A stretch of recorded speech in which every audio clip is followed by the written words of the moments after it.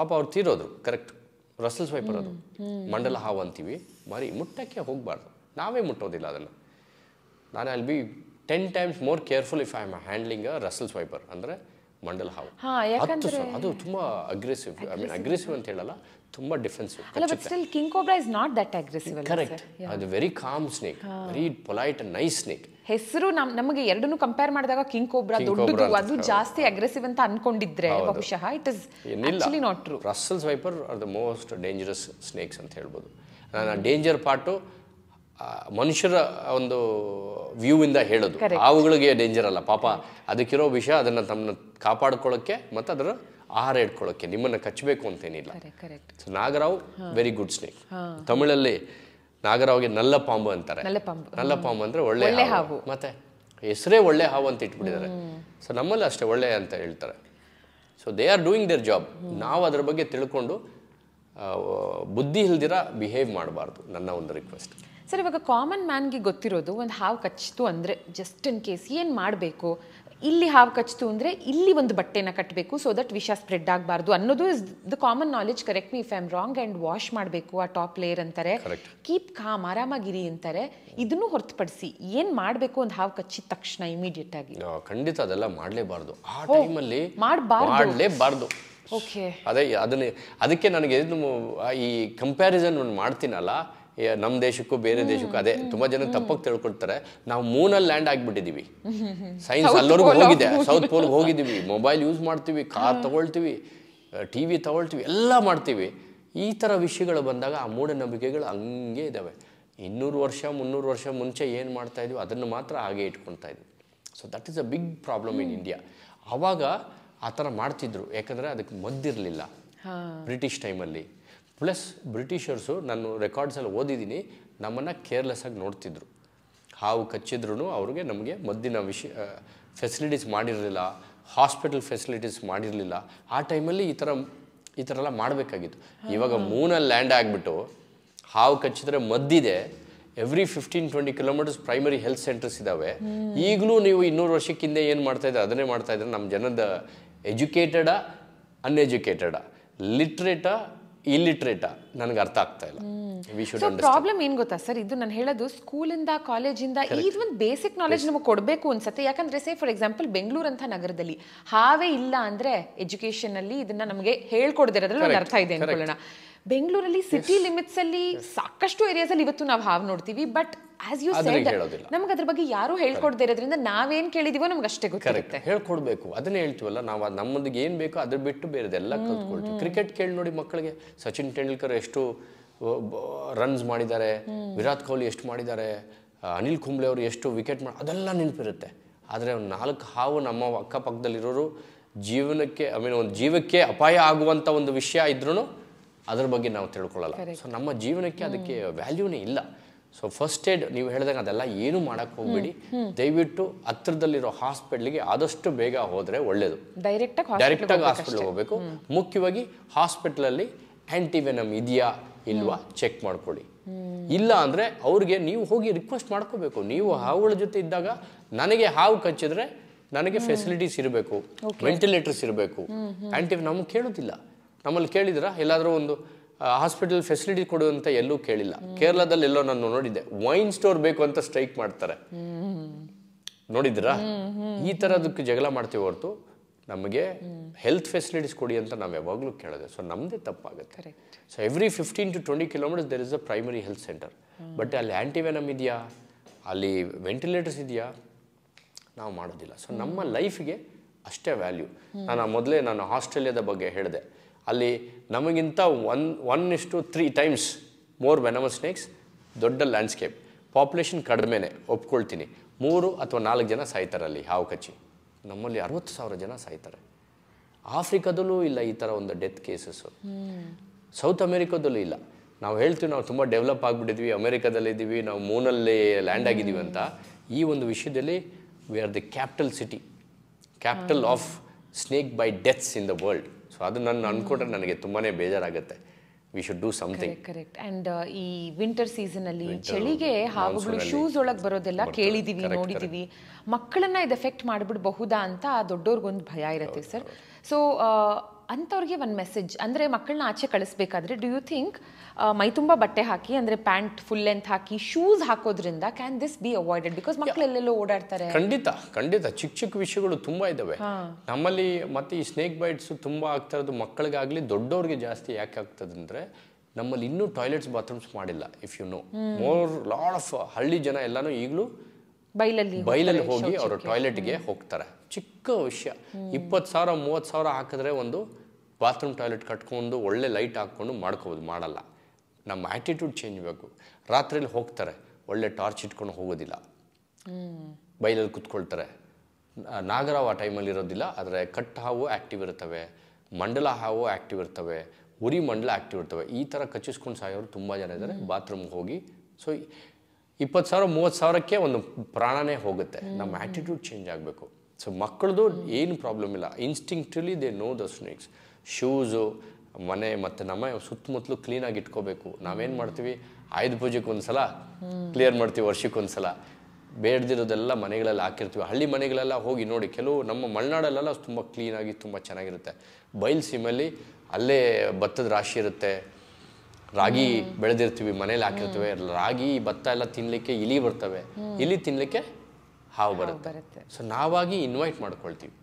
So ನಮ್ಮದೇ ತಪ್ಪು, ಹಾವುಗಳದ್ದು ತಪ್ಪು ಅಂತ ಹೇಳಲಿಕ್ಕೆ ಹೋಗಿಲ್ಲ. ಸೊ ನಿಮ್ಮ ವಾತಾವರಣ, ನಿಮ್ಮ ಸರೌಂಡಿಂಗ್ ಕ್ಲೀನಾಗಿ ಇಟ್ಕೊಂಡ್ರೆ ಹಾವುಗಳು ಬರೋದಿಲ್ಲ. ಡೆಫಿನೆಟ್ಲಿ ಶೂಸು, ಒಂದು ಟಾರ್ಚ್, ಈ 2 ವಿಷಯ ಇದ್ರೆ ಸಾಕು.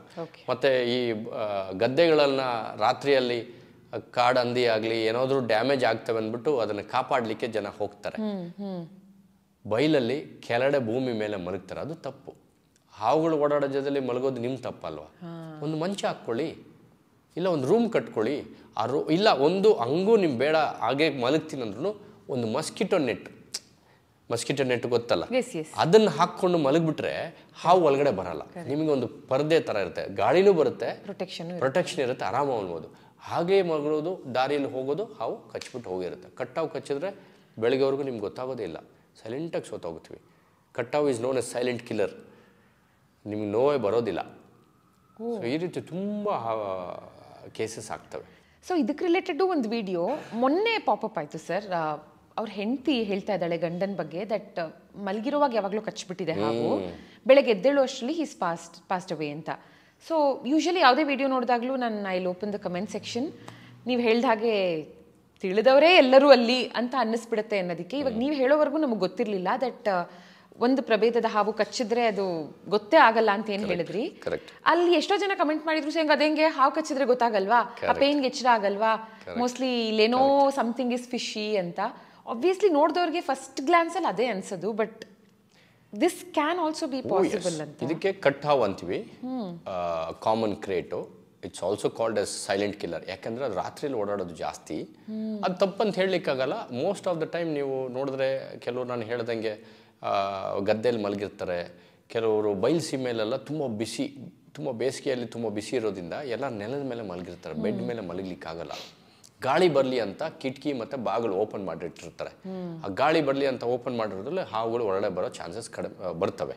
ಬಂದಾಗ ನೀವು ಅದು ಪಕ್ಕದಲ್ಲಿ ಮಲಗಿದ್ದಾಗ ಹಾಗೇ ಹೋಗ್ತಾ ಇರ್ತದೆ. ಬೈ ಚಾನ್ಸ್ ನೀವೇನಾದರೂ ನಿಮ್ಮ ಕೈ ಹಾಕಿ ಮುಟ್ಟಿದ್ರೆ ಕಚ್ಚಿಬಿಡುತ್ತೆ. ಅದರ ಹೆದರಿಕೆಯಲ್ಲೇ ಕಚ್ಚುತ್ತೆ ರಾತ್ರಿಯಲ್ಲಿ. ಇಲ್ಲ ನಮಗೆ ನಮ್ಮ ಬೆರಳೆ ಒಂದು ಇಲಿ ಥರ ಕಾಣಿಸ್ಬೋದು, ಕಚ್ಚಿಬಿಟ್ಟಿರ್ತದೆ. ಅದು ಏನಂದರೆ ಆ ವಿಷಯದಲ್ಲಿ ಒಂದು ಒಳ್ಳೆಯದು ಕೆಟ್ಟದು. ಒಳ್ಳೇದೇನೆಂದರೆ ನೋವೇ ಇಲ್ಲ, ನೋವಾಗೋದೇ ಇಲ್ಲ. ಅದು ಬಾಡಿಯಲ್ಲೆಲ್ಲ ಸ್ಪ್ರೆಡ್ ಆಗಿ ಹಾರ್ಟ್ಗೆ ಹೋಗಿ, ಬ್ರೈನ್ಗೆ ಹೋಗಿ, ಲಿವರು, ಲಂಗ್ಸ್ಗೆ ಹೋಗೋವರೆಗೂ ನಿಮಗೇನು ಗೊತ್ತಾಗೋದಿಲ್ಲ. ಒಂದು 45 ನಿಮಿಷ ಆಗುತ್ತೆ, ಅಲ್ಲಿವರೆಗೂ ಮಲಗೇ ಇರ್ತೀರ ನೀವು. ಅದಾದಮೇಲೆ ಆ ವಿಷಯದ ಎಫೆಕ್ಟ್ ಕಾಣಿಸುತ್ತೆ. It will be too late. ಇದಕ್ಕೆ ನ್ಯೂರೋ ಟಾಕ್ಸಿಕ್ ಅಂದರೆ ನಿಮ್ಮ ನರ್ವಸ್ ಸಿಸ್ಟಮ್ನ ಕಟ್ ಮಾಡುತ್ತೆ, ಕಮ್ಯುನಿಕೇಷನ್ ಕಟ್ ಮಾಡುತ್ತೆ. ಅಂದರೆ ಬ್ರೈನ್ಗೂ ಕೈಗೂ ಕಾಲಿಗೂ ಕಮ್ಯುನಿಕೇಷನ್ ಕಟ್ ಆಗಿಬಿಡುತ್ತೆ. ಈಗ ನಾನು ಮಾತಾಡ್ತಾ ಇರೋದನ್ನು ಬ್ರೈನ್ ನನಗೆ ಕಮ್ಯುನಿಕೇಟ್ ಮಾಡ್ತಿದ್ದೆ, ಕೈ ಹಿಂಗೆ ಮಾಡಿ ಹಿಂಗೆ ಎಲ್ಲ, right? Brain is telling my arm to do these things. ಪಕ್ಕದಲ್ಲಿ ಒಬ್ಬರು ಮಲಗಿದ್ದಾರೆ, ಅವ್ರನ್ನ ಎಬ್ಬರಿಸಿ ನನಗೇನೋ ಆಗ್ತಾ ಇದೆ ಅಂತ ಹೇಳಿದಾಗ ಕೈ ಬರಲ್ಲ. ಏನೋ ಸಿಸ್ಟಮ್ ಕಮ್ಯುನಿಕೇಷನ್ ಕಟ್ ಆಗಿದೆ. That is the effect of that venom. ಯಾಕೆಂದರೆ ಒಂದು ಪ್ರಾಣಿಗೆ ಕಚ್ಚಿದಾಗ ನರ್ವಸ್ ಸಿಸ್ಟಮ್ ಎಲ್ಲ ಕಟ್ಟಾಗಿ ಆ ಪ್ರಾಣಿ ಮುಂದೆ ನಡೀದಿರ ಆಗಬೇಕು, ಅಲ್ಲೇ ಬಿದ್ದೋಗ್ಬೇಕು, ಆವಾಗಲೇ ಇದನ್ನು ತಿನ್ನಲಿಕ್ಕೆ ಆಗೋದು. So venom is design to kill a prey, ಮನುಷ್ಯನಿಗೆಲ್ಲ. ಅದು ದುರದೃಷ್ಟ ಏನಂದರೆ ಮನುಷ್ಯನಿಗೂ ಅದೇ ಥರ ಎಫೆಕ್ಟ್ ಆಗುತ್ತೆ. ಸೊ ಅವ್ರು ಮಾತಾಡ್ಲಿಕ್ಕೆ ಆಗೋದಿಲ್ಲ, ಬಾಯಿ ಬರೋದಿಲ್ಲ, ನಾಲಿಗೆ ಮಾಡೋದಿಲ್ಲ, ಪಕ್ಕದಲ್ಲಿರೋರ್ನ ಎಬ್ಬಿಸೋಕ್ಕೋಗೋದಿಲ್ಲ. ನಾನು ಈ ಥರ ತುಂಬ ಸ್ಟೋರೀಸ್ ಕೇಳಿದ್ದೀನಿ. ತಂದೆ ಮಗ ಇಬ್ಬರು ಗದ್ದೆಗೆ ಹೋಗಿದ್ದಾರೆ, ಗದ್ದೆಯಲ್ಲಿ ಮಲಗಿದ್ದಾರೆ. ಅವರ ಒಂದು ಕ್ರಾಪ್ನ ಕಾಪಾಡ್ಕೊಳ್ಳೋಕ್ಕೆ ಬೆಳಗ್ಗೆ ತಂದೆ ಎದ್ದಿಲ್ಲ, ಮಗ ಎಬ್ಬರಿಸ್ತಾನೆ ಇಲ್ಲ. ಅಂದರೆ ಪಕ್ಕದಲ್ಲಿರೋ ಮಗನೂ ಅವ್ರು ಎಬ್ಬರಿಸ್ಲಿಕ್ಕೆ ಆಗಲಿಲ್ಲ. ತುಂಬ ಜನ ಹಾರ್ಟ್ ಅಟ್ಯಾಕ್ ಆಗಿದೆ ಅಂತ ಅಂದ್ಕೊಳ್ತಾರೆ. ಪೋಸ್ಟ್ ಮಾಡೋದು ನೋಡಿದಾಗ ಅಲ್ಲಿ ವಿಷ ಇರುತ್ತೆ, ಎನ್ವೆನಮೇಷನ್ ಇರುತ್ತೆ. ಸೊ ಇದಕ್ಕೆ this is a high problem in India and in south East Asia. ನಮ್ಮ ಅಡ್ವೈಸ್ ಮಸ್ಕಿಟೋ ನೆಟ್ ಇಲ್ಲ ಮಂಚ, ಸಿಂಪಲಾಗಿ ಒಂದು ಮಂಚ ಹಾಕ್ಕೊಂಡು ಮೇಲೆ ಮಲಗಿ, ನೆಲದ ಮೇಲೆ ಮಲಗಕ್ಕೆ ಹೋಗಬೇಡಿ ಅಷ್ಟೇ.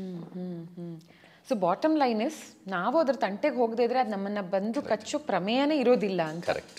ಅದ್ರ ಹಾದಿಲ್ ನಾವು ಇಲ್ಲದೆ ಇದ್ರೆ ನಾವು ಬೇರೆ ಜವಾಬ್ದಾರಿಯಿಂದ ಇದ್ದೀವಿ ಅಂತ ನಾವು ಹೇಳೋದು.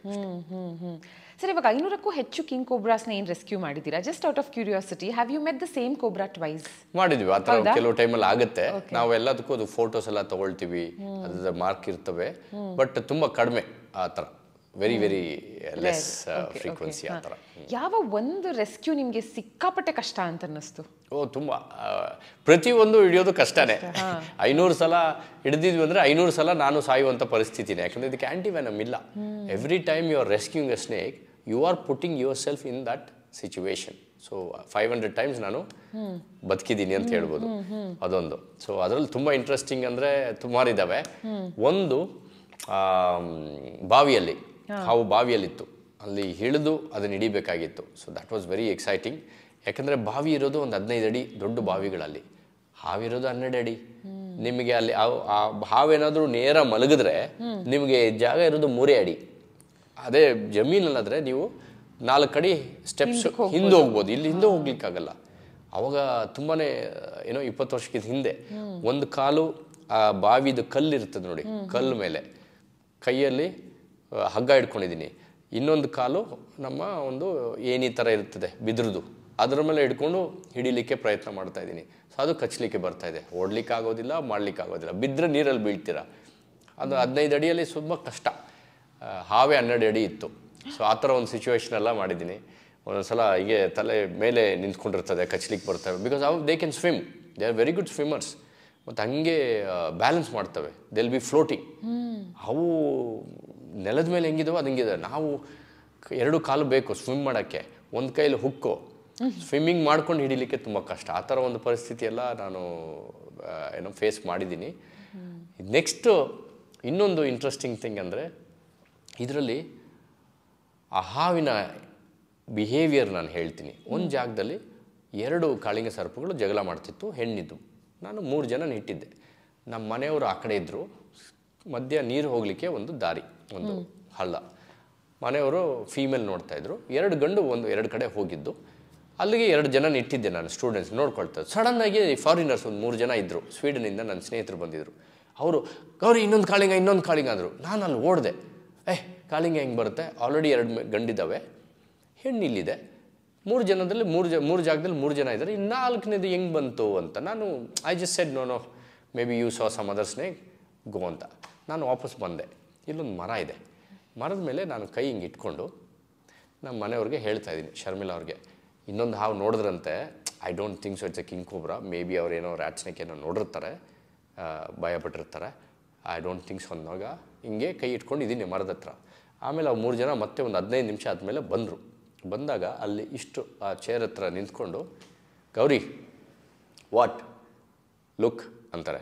ನಾನು ಹಿಂಗೆ ನೋಡ್ತೀನಿ, ಇಲ್ಲಿದೆ ಕಾಳಿಂಗ, ಒಂದು ರಂಬೆ ಮೇಲೆ ಹಾಗೆ ಫುಲ್ ದೊಡ್ಡ ಸೈಜ್, ಲೈಕ್ ಇಷ್ಟು ದೊಡ್ಡದು. ನನಗೆ ಹತ್ರ ಫೋಟೋ ಇದೆ, ಮರ ಇಷ್ಟಿದೆ, ಅದು ಕೆಳಗಡೆ ಹಿಡಿಯೋದು ಫೋಟೋ ತೆಗೆದಿದ್ದೀನಿ. ಈ ಕಡೆ ಕಿಂಗ್ ಕೋಬ್ರಾ, ಈ ಕಡೆ ಮರ ಕಾಣಿಸ್ತಾ ಇಲ್ಲ, ಅಷ್ಟು ದಪ್ಪದ್ದು ಒಂದು ಕಿಂಗ್ ಕೋಬ್ರಾ. ಮರ ಅಂದರೆ ಚಿಕ್ಕದು, ದೊಡ್ಡ ಮರ ಅಲ್ಲ, ಚಿಕ್ಕ ಮರ. ಆ ಮರದ ಮೇಲೆ ಇದು ರಂಬೆಯಲ್ಲಿ ಕೂತಿದೆ.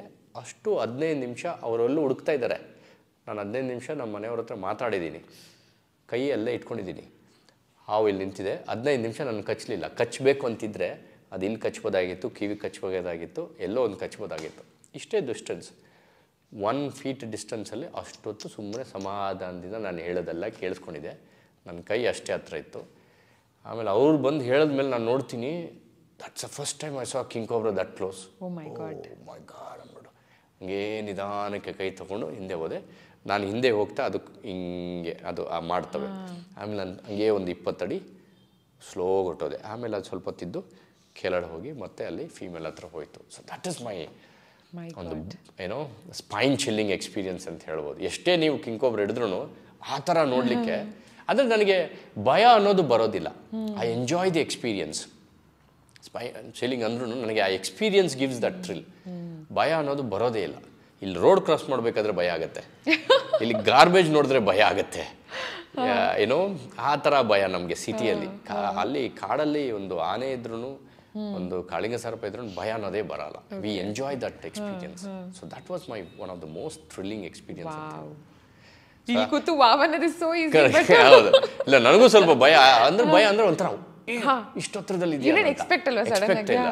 ಆದರೆ I like to credit the snake king cobra. ನೋಡಿ ಅದನ್ನು ಕಚ್ಚಲಿಲ್ಲ. So that's the different between ಮಂಡಲ ಆಗ್ಬೋದು ಇಲ್ಲ ರ್ಯಾಟಲ್ ಸ್ನೇಕ್ ಯಾವುದೇ ಆಗಿದ್ರು ಕಚ್ಚಿಬಿಡ್ತಾರೆ, ಟಪ್ಪನ್ನು ಕಚ್ಚಿಬಿಡ್ತದ್ದು. ಅವರು ಹೇಳ್ದಂಗೆ ನಮ್ಮ ಅಪ್ಪಟ್ಟೆ ಎಲ್ಲ ಕಚ್ಚಿಬಿಡ್ತವೆ.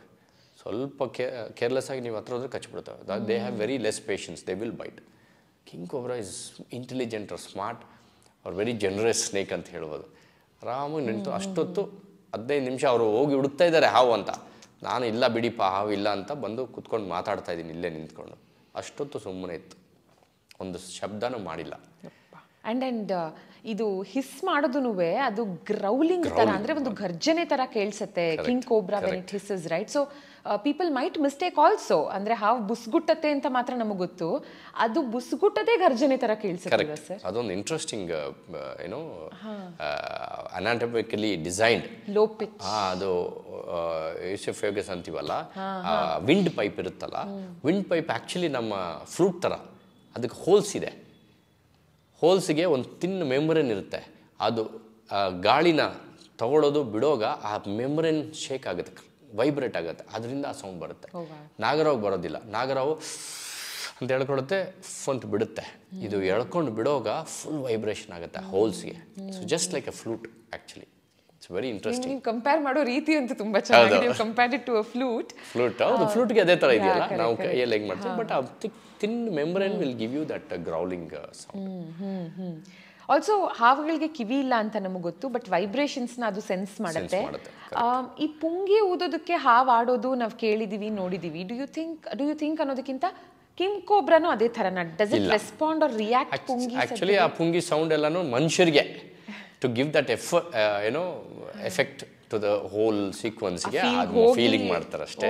ಬಟ್ ಹಾವಿಗೆ ಅದು ಕೇಳಿಸೋದಿಲ್ಲ. ಕಾಳಿಂಗಗೂ ಇದಿಲ್ಲ, ಕಿವಿ ಇಲ್ಲ. ನಾಗರಾವ್ಗೂ ಕಿವಿ ಇಲ್ಲ. ಯಾವ ಹಾವಿಗೂ ಕಿವಿ ಇಲ್ಲ. ನೀವು ಹೇಳಿದಾಗೆ ವೈಬ್ರೇಷನ್ಸ್ ಪಿಕಪ್ ಮಾಡ್ತವೆ. ಅದು ನೆಲದಲ್ಲೇ ಇರೋದ್ರಿಂದ ಅದರಲ್ಲಿ ಒಂದು ನಡ್ಕೊಂಡು ಹೋದರೆ, ಒಂದು ಮನುಷ್ಯ ಆಗಲಿ, ಒಂದು ದನ ಆಗಲಿ, ಒಂದು ಕುದುರೆ, ಒಂದು ವೆಹಿಕಲ್ ಹೋದ್ರೂ ಆ ವೈಬ್ರೇಷನ್ ಆಗುತ್ತಲ್ಲ, ನಿಮ್ಗೆ ಗೊತ್ತಿರುತ್ತೆ. ಟ್ರೈನ್ ಹೋದಾಗ ನಿಮಗೆ ವೈಬ್ರೇಷನ್ ಫೀಲ್ ಆಗುತ್ತೆ ನೋಡಿ, ಅದೇ ಥರ ಅದಕ್ಕೆ ಆ ವೈಬ್ರೇಷನ್ ಬಂದು ಈ ಲೋವರ್ ಜಾ ಇಲ್ಲಿ ಟಚ್ ಮಾಡುತ್ತೆ. ಈ ಇಲ್ಲಿಂದ ಕಮ್ಯುನಿಕೇಟ್ ಆಗುತ್ತೆ. ಈ ಡೈರೆಕ್ಷನಲ್ಲಿ ಯಾರೋ ಬರ್ತಾ ಇದ್ದಾರೆ, ನಾವು ಮೂವ್ ಮಾಡಬೇಕು ಅಂತ ಅವಾಗೆ ಇದಿದೆ ಅಷ್ಟೇ ಹೊರತು. ಅದಕ್ಕೆ ಬಿಲದ ಒಳಗಡೆ ಇದ್ದಾಗ they realize all this things not by visuals. They don't need to see you, they can just feel you. Okay okay. And ಉದ್ದ ಹೇಳ್ತಾ ಇದ್ರಿ ನೀವು, 15 ಅಡಿ ಉದ್ದದ ಹಾವನ್ನ, ಅಂದರೆ ಸರ್ಪವನ್ನ, ಕಿಂಗ್ ಕೋಬ್ರಾನ ಸಹ ನೋಡಿದ್ದೀರಾ ಅಂತ. ಎಷ್ಟು ಎತ್ತರ ನಿಲ್ಬಹುದು ಸರ್ ಇದು? One third of the body. 1/3 ಅಂದರೆ 15 ಅಡಿ ಹಾವು ಇದ್ದರೆ, ನಾನು ಮೊನ್ನೆ ಹಿಡಿದಿದ್ದು 15 ಅಡಿ, ಅದಕ್ಕೆ ಸ್ವಲ್ಪ ಕೋಪ ಏನಾದರೂ ಬಂದರೆ 5 ಅಡಿವರೆಗೂ ನಿಲ್ಬೋದು. ಅಂದರೆ ನಮ್ಮ ಹೈಟ್ಗೆ ನಮ್ಮ ಕಣ್ಣಲ್ಲಿ ಕಣ್ಣಿಟ್ಟು ನೋಡ್ಬೋದು, ಅಷ್ಟು ಕೆಪಾಸಿಟಿ ಇದೆ. ಸೊ ಅವಾಗೆಲ್ಲ 18 ಅಡಿಯೆಲ್ಲ ನೋಡಿದ್ರು ಅಂತ ಹೇಳ್ತಾರೆ. ನಾನಂತೂ 15 ಅಡಿ ನೋಡಿದ್ದೀನಿ. ಸುಮಾರು 3ರಿಂದ 3.5 ಅಡಿವರೆಗೂ ಎಡೆ ಬಿಚ್ಚುತ್ತೆ. So that can be scary. ಅದರ ಹಾವು ಬಗ್ಗೆ ಭಯ ಇರೋರಿಗೆ ಅದು ನೋಡಿದ್ರೆ ಹೆದರಿಕೆ ಬರುತ್ತೆ. Okay okay.